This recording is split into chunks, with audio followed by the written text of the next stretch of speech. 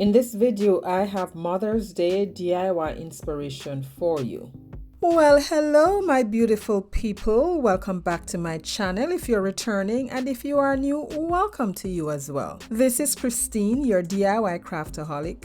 And this is April's edition of Talented Creators Collaboration. So let's get crafting. For inspiration number one, I'm using this beaded wreath from Dollar Tree. And I'm going to open it and remove some of the beads.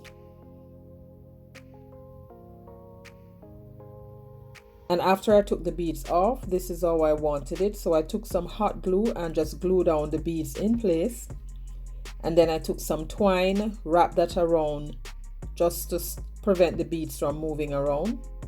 Next, I took a peony pick that I had. I got this from Temu, and I cut off the leaves, separated them. And here I'm taking some Mod Podge with a dry chippy brush, and I'm using the Mod Podge just to stiffen the leaves a little bit and to tone down the sheen. And then next I took some Waverly Moss and the dry chippy brush and went over the leaves to give them that lamb's ear effect, and also to tone down the sheen, because as you see they're very shiny. And then I just applied some heat over that to dry them and to make it a little stiff. This is something I thought that I would do, but I thought that the moss would give them that lamb's ear look, and that's what I wanted. Let me know what you think about my faux lamb's ear. I think they turned out cute. So then I took a piece of the stem from the pick. You don't throw those out. They come in very handy. And here I'm just laying them down on top of that stem to how I'm going to be connecting with the floral wire. And there I was just testing it to see how it's gonna look after it's all done. And then I took some additional floral. This is rose and spike. I cut those off and added them to the mix, and then used some jute twine and wrap that around.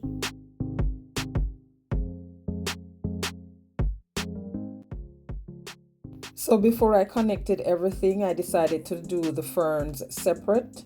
So here I am connecting the ferns to the ring itself, and I'm using the floral wire. And after I do that, then I'll connect the peonies on top of that.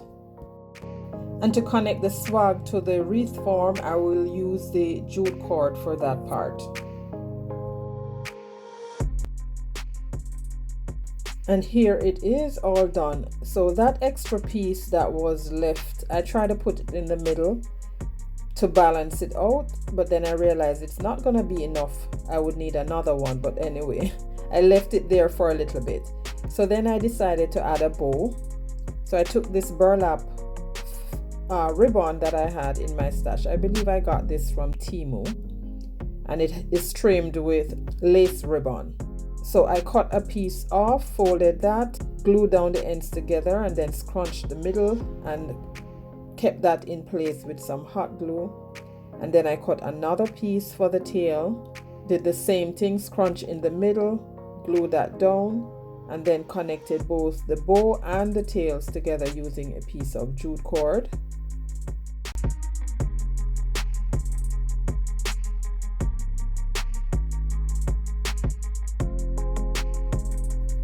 Fluffed it up a little bit, and then I'm going to add that in the middle. When I connected the bow to the tails, I left enough jute on so I could tie that onto the wreath. I then just used the scissors to dovetail the ends and the lighter to just singe it so it doesn't fray.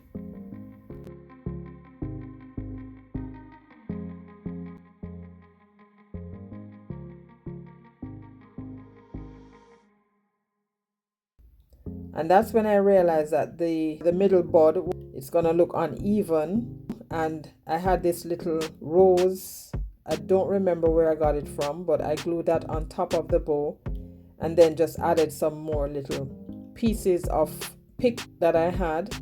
And that's when I looked at it and I'm thinking, no, having it to the side is not going to, it's not looking balanced. So I kind of fluffed the bow a little bit and turned it downwards, and that looked so much better. And then I took one of these burlap rose from Dollar Tree, glued that under the white rose and then glued on a piece of lace for hanging. And this one is done. Let me know what you think about this wreath in the comments below. So the Talented Creators collaboration is a monthly challenge that is hosted by Aurea from DIY with Aurea, Loli from Loli D's Creation, and the co-host is Cheryl from Farmhouse Frugality, and our guest host is Jenny from Lovely Moments Creating. This month we were tasked to create anything that we wanted to, as long as one was a wreath. Links to their channels will be in the description box below. Make sure to check them out when you get done watching my video. So let's play catch up with number 2. So this one is very easy. You don't want to blink or you'll miss it. So I'm taking this picture frame that I got from Michael's and this roll of scrapbooking paper. I believe I got this from my friend May. I could be wrong. I don't remember who I got it from, guys. So here I just placed it on top of the frame just to see where the rose is lined up. And now I'm taking the school glue and I need to get myself another one because I'm all out of this one. But no worries, we are not going to waste anything here. Just scraping out what I can from this tube and using a soft stick to just spread that. And then I place the paper over it, use my hand or the palm of my hand to just smooth that out, and then just cut that apart. Next I take the brayer. I'm just going over that to squeeze out any air bubble and to make sure that the paper is lying flat. If you are new to my channel or coming over from the playlist, welcome. I'm so happy you joined me today. Here on my channel, I do DIYs on a budget, dupes, look for less, and thrift flips. If you love budget-friendly DIYs like these and you have not yet subscribed, please consider subscribing and be sure to hit that notification bell. Hit it again and select all so YouTube notifies you whenever I upload new videos. And then I just took the sanding block and sanded off the excess in a downward motion. I think this paper is so pretty. And these are Mother's Day gift inspiration, guys. So I'm sure you're able to do this. You don't have to use napkin. You can use scrap paper or scrapbooking paper, not scrap paper. Of course you can use scrap paper too. Anything, as long as it's done with love. So now that's done. I took the Waverly Antique Wax and the makeup sponge and distress the edge of the photo frame. I got these little flower petals from Shane and I'm just cutting off the little stem and gluing those on. Because this is a picture frame, I'm not going to put anything in the middle. Whomever you're giving this to, they can add their picture or whatever they want to add in there. But I'm going to replace the backing and leave that as is. And this one is done, guys. Quick and easy. Let me know what you think about this one. Now for inspiration number 3. This I also got from Michael, but I had used it prior, so it's already painted. I used those napkins on my lampshade. I will link that video at the top for you to see how I decoupaged the lampshade. Next, I took some beads and I'll be making some little legs for this riser. 8 beads and a skewer. So I place the skewer on and I'm just eyeballing where I want to glue the beads and use some hot glue to secure those.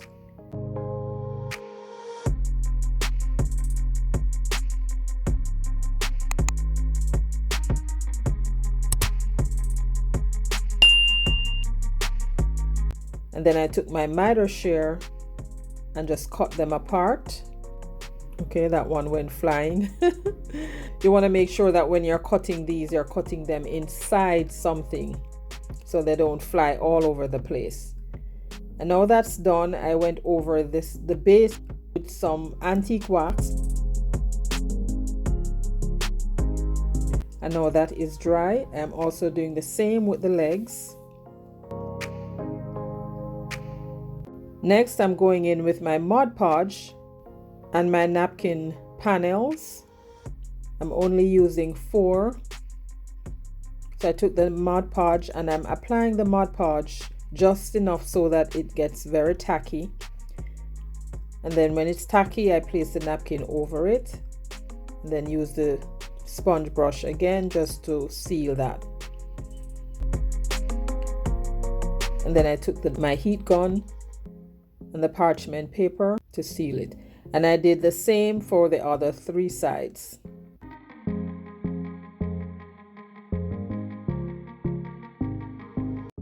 Now the pieces that were hanging over, I did not file them off. I just used the same Mod Podge brush and just seal those. And then whatever was hanging off at the base, and that's what I filed off. Now that is done, I went over everything again with a little bit more Mod Podge using a small brush and the heat gun to dry it immediately after because I didn't want it to start bubbling. Now it's time to add the feet. Now for the purpose of this video, here I'm just showing you that you can secure the legs with some small nails. You would put the nail from the top, and then of course you can go back and use a piece of the napkin to cover where the nail is. Drive the nail in first, and then when it comes out at the back, that's when you would add the legs. But for the purpose of this video, I'll only be using hot glue.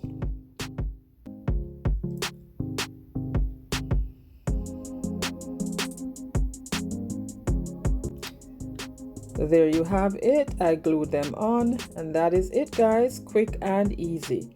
Now we're on to our 4th inspiration. This is a little wooden heart. I got this from Michael's as well. I got this napkin from my friend Mary, Craft Away with Me. And here I'm just cutting off one of the panel that has the little rose to the side.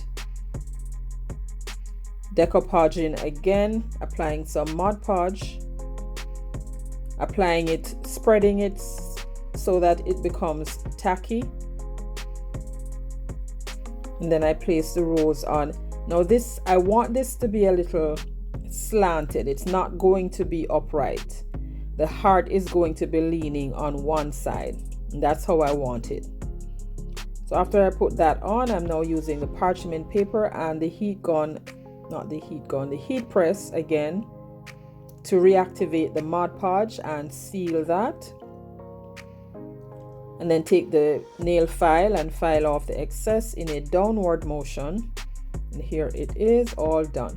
Now I'm not going to waste my butterflies, so I cut that out and Mod Podge that onto the leaves and use the heat gun to dry that.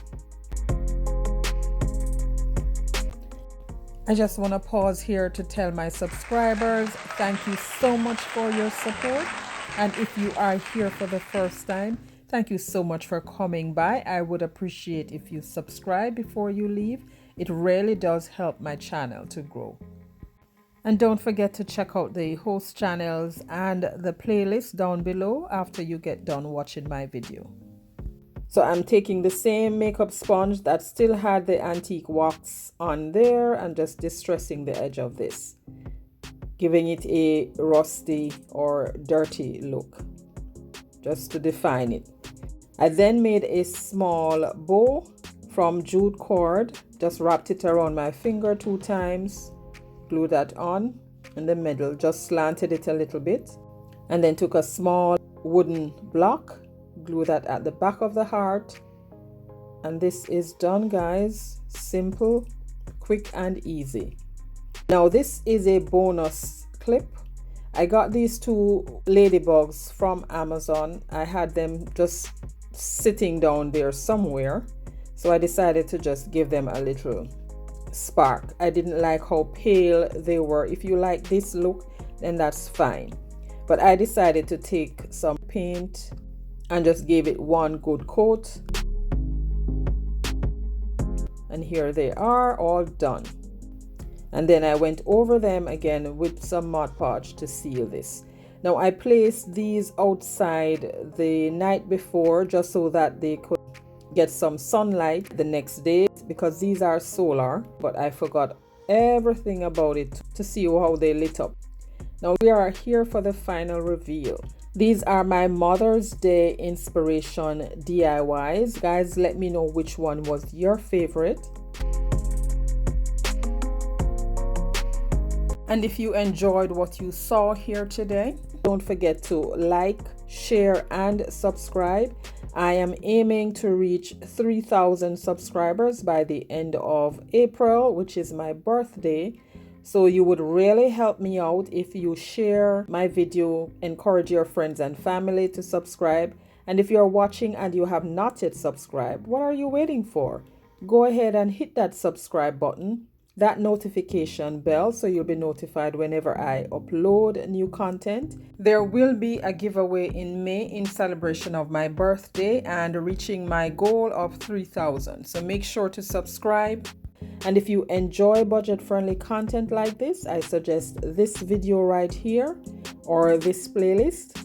And stay safe, my friends, until my next one.